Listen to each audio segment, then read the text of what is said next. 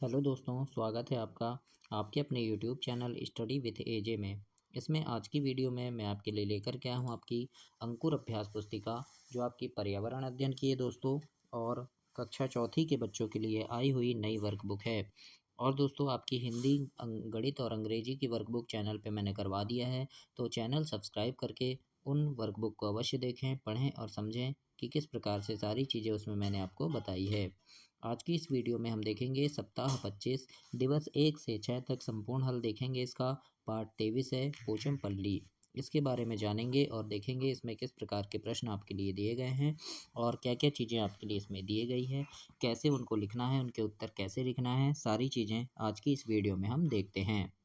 तो दोस्तों, इसमें अभ्यास नंबर 1, इसमें प्रश्न है सबसे पहले कि चित्र देखकर बताएं औरत क्या कर रही है। तो इस चित्र में देखो वो क्या कर रहे हैं, तो मिट्टी के बर्तन बना रहे हैं, है ना। वो क्या है, घड़े में कलर कर रही है, रंगाई कर रही है ना, बर्तन में। तो हम यहाँ लिखेंगे कि बर्तन में वह रंगाई कर रही है।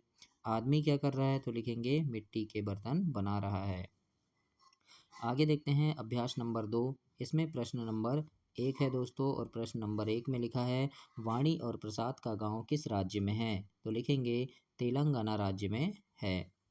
इस गांव का क्या नाम है, तो लिखेंगे इसका नाम क्या था, मुक्तापुर था। हमने पढ़े हैं पुस्तक में, क्या नाम है इस गांव का, मुक्तापुर नाम है। और इस गांव के सभी लोग क्या काम करते हैं, तो इस गांव के लोग बुनाई का काम करते हैं। तो इस प्रकार से आपको उत्तर में लिखना है दोस्तों। आगे देखेंगे अभ्यास नंबर 3। इसमें प्रश्न है वाणी और प्रसाद के अम्मा अप्पा ने बुनाई की कला कहाँ से सीखी। तो उत्तर में लिखेंगे कि परिवार के बड़ों से सीखी है। इस कला को पोचमपल्ली क्यों कहते हैं, तो लिखेंगे इस गांव में ज़्यादातर लोग बुनकर हैं, इसीलिए इस कला को पोचमपल्ली कहते हैं। अगला प्रश्न है प्रश्न नंबर 3, क्या वाणी और प्रसाद इस कला को सीख पाएंगे। तो उत्तर में लिखना हाँ, वह भी अपने परिवार के बड़ों से इस कला को सीख पाएंगे। आगे देखते हैं दिवस 2। इसमें अभ्यास नंबर 1 में लिखा है, यहाँ चित्र है, चित्र को आपको ध्यान से देखना है। और प्रश्न नंबर 1 है, इसमें लिखा है दिए गए चित्र को देखकर पोचमपल्ली साड़ी बनाने के तरीके को आपको क्रमशः लिखना है। तो यहाँ पर देखो ये चित्र है, और अब हमने पुस्तक में पढ़े भी हैं कि किस तरह से साड़ी बनाते हैं बुनकर लोग, है ना, साड़ियाँ बुनते हैं धागे से। तो यहाँ पर उसको क्रम से आपको लिखना है। सबसे पहले आप लिखेंगे कि धागे की लड़ियाँ लाते हैं। दूसरा लिख देना, लड़ियों को उबालते पानी में डालते हैं। फिर धागों को सुंदर रंगों से रंगते हैं, उसकी गड्डी बनाते हैं, करघे पर लपेटते हैं, फिर कपड़े की बुनाई करते हैं, और फिर साड़ी बनाई जाती है। तो इस प्रकार से आप इसे कंप्लीट करेंगे बच्चों। आगे लिखा है अभ्यास नंबर 2, भिंडी को काटकर इससे रंगों से रंग कर छपाई के लिए एक फूल की सुंदर आकृति बनाइए। तो भिंडी को जब हम काटते हैं तो भिंडी कुछ इस तरह से दिखती है ना, ऐसे दिखती है ना, भिंडी को काट लेते हैं गोल। तो भिंडी के ऐसे रंग में ऐसे छाप बनाकर ऐसे ऐसे छापा छापा ऐसे आप बना देंगे, है ना। तो ऐसे आपको यहाँ बना देना है बच्चों। अभ्यास नंबर 3 में देखेंगे, पहला प्रश्न है पोचमपल्ली गांव कैसे दुनिया भर में मशहूर हो गया। तो इसके उत्तर में लिखेंगे पोचमपल्ली गांव के कारीगर चमकदार रंगों की सुंदर साड़ियाँ बनाते हैं, इसीलिए पोचमपल्ली गांव दुनिया भर में मशहूर हो गया। अगला प्रश्न है इसमें, इन साड़ियों का नाम पोचमपल्ली क्यों रखा गया। तो इसके उत्तर में लिखना, तेलंगाना राज्य के पोचमपल्ली कस्बे के लोग इस बुनाई का काम करते हैं, इसीलिए इन साड़ियों को पोचमपल्ली कहते हैं। इस प्रकार से आप इसका उत्तर लिखेंगे। और दोस्तों, चैनल को सब्सक्राइब जरूर करना। आपके परीक्षा के समय, वार्षिक परीक्षा के समय चैनल पे काफ़ी सारे वीडियोस लेकर के आता हूँ, जिसमें परीक्षा में आने वाले महत्वपूर्ण प्रश्न होते हैं, जिन्हें पढ़ कर के आप परीक्षा में काफ़ी अच्छे नंबर ला सकते हैं दोस्तों। तो इन सभी को देखने के लिए, सभी परीक्षा के वीडियो, पेपर के वीडियो आपको चैनल पे मिल सकें, इसके लिए आप चैनल को सब्सक्राइब करके रखिएगा, ताकि परीक्षा के पहले आपको सारी चीज़ें मिले और उन्हें पढ़ कर के आप परीक्षा में काफ़ी अच्छे नंबर ला सकें। अभ्यास क्रमांक 1 देखेंगे, इसमें लिखा है पोचमपल्ली की साड़ियाँ कौन से धागे से बनाई जाती है। तो अभी हमने पढ़े उत्तर में कि वो रेशम और सूती के धागे से बनाई जाती है। अगला लिखा है, क्या बुनाई में बच्चों को भी मदद करनी चाहिए। तो हाँ, करनी चाहिए उन्हें भी, है ना, तभी तो वो आगे सीखेंगे। अभ्यास नंबर 2 है पोचमपल्ली बुनाई की कला खतरे में क्यों पड़ रही है? तो इसमें लिखना क्योंकि इनका सही दाम नहीं मिल पाता है और लोग अब ज़्यादा से ज़्यादा पैसे कमाने शहरों की ओर जा रहे हैं। पोचमपल्ली गांव के लोग बड़े शहरों में क्यों जा रहे हैं? तो लिखेंगे क्योंकि बुनकरों को साड़ी का बहुत कम दाम मिलता है ना? इसीलिए ऐसे लिखना है। तीसरा प्रश्न है प्रश्न नंबर 1, ऐसे परंपरागत व्यवसाय बताइए जिनमें किसी कला का काम परिवार के सभी लोग मिलकर करते हों। तो जैसे कपड़ा बनाना, टोकनी बनाना, चटाई बनाना, है ना? तो ऐसे आप लिखेंगे। दूसरा है बुनाई में किस औजार का प्रयोग किया जाता है? तो लिखना सुइयों का प्रयोग किया जाता है बुनाई में, है ना? औजार में क्या आएगा? सुइयां आएगा। दिवस 4 इसमें लिखा है अभ्यास नंबर 1 में कि किन व्यवसाय को परंपरागत व्यवसाय कहते हैं? तो इसके उत्तर में आप लिखेंगे कि किसी वस्तु को बनाने के लिए परिवार के सभी लोग मिलकर काम करते हैं, उसे परंपरागत व्यवसाय कहते हैं। प्रश्न नंबर 2 है कारीगर के हाथ द्वारा बनाए गए वस्त्र मशीन द्वारा बनाए गए वस्त्रों की अपेक्षा महंगे क्यों होते हैं? तो इसमें लिखना कारीगर के हाथ द्वारा बनाए वस्त्र कारीगर के हाथ द्वारा वस्त्र बनाने में कड़ी मेहनत लगती है और रेशम भी महंगा हो गया है, इसीलिए कपड़े महंगे होते हैं और मशीन से ज़्यादा मेहनत नहीं लगती है। तो इस प्रकार से आप इसमें लिखेंगे। अभ्यास नंबर 2 में लिखा है यदि वाणी और प्रसाद के अम्मा अप्पा पोचमपल्ली साड़ी बनाने के काम अपने परिवार के सदस्यों को ना सिखाए होते तो क्या होता?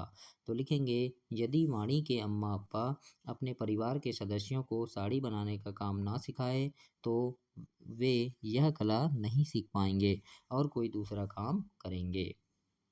आगे है अभ्यास नंबर 3, इसमें लिखा है दी गई साड़ियाँ किन स्थानों पर बनती है? तो चंदेरी साड़ी तो ये बनती है दोस्तों महेश्वर मध्य प्रदेश में, बनारसी साड़ी तो ये बनारस उत्तर प्रदेश में बनती है और पोचमपल्ली साड़ी मुक्तापुर तेलंगाना में बनती है। तो इस प्रकार से आप अभ्यास नंबर 3 में लिखेंगे। इसके बाद देखते हैं दिवस 5, इसमें लिखा है अभ्यास 1 में कि निम्नलिखित काम कौन करता है? इसके लिए इनके नाम आपको लिखना है।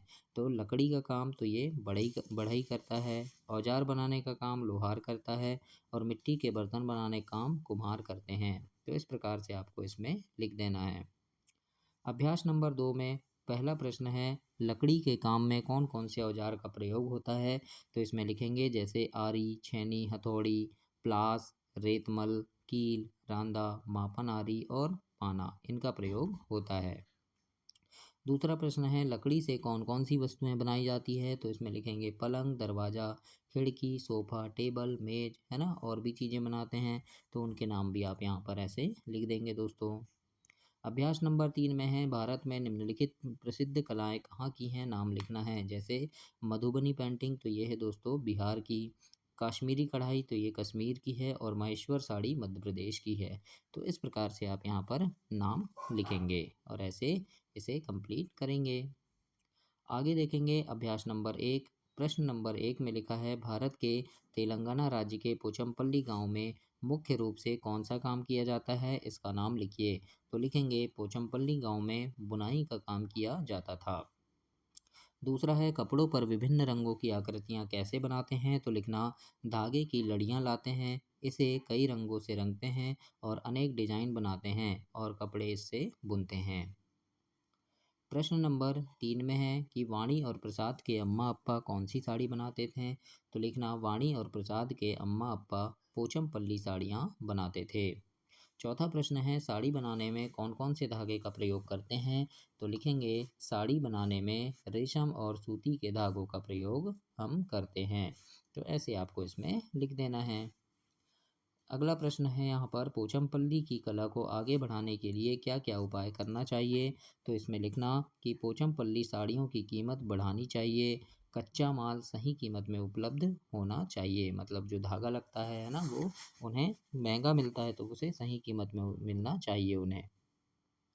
तीसरा है अभ्यास नंबर 3, आपके आसपास रहने वाले लोगों के कामों के बारे में पता करके लिखिए। तो हमारे आसपास कुछ लोग नौकरी करते हैं, कुछ मजदूरी, बढ़ई, मिस्त्री व अन्य काम करते हैं। तो इस प्रकार से आपको लिखना है। प्रश्न नंबर 4 है, अपने घर या आसपास रहने वाले कोई भी एक परंपरागत व्यवसाय करने वाले व्यक्ति की जानकारी दिए गए बिंदुओं के आधार पर लिखो।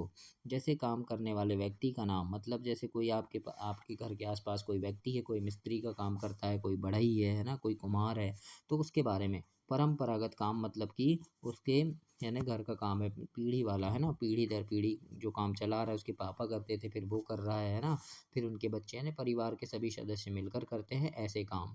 तो काम करने वाले व्यक्ति का नाम, जैसे हमारे घर के पास कोई व्यक्ति है, उसका नाम है महेश कुमार, वो करता है ना, कौन सा काम करता है, तो वो करता है बढ़ई का काम, है ना।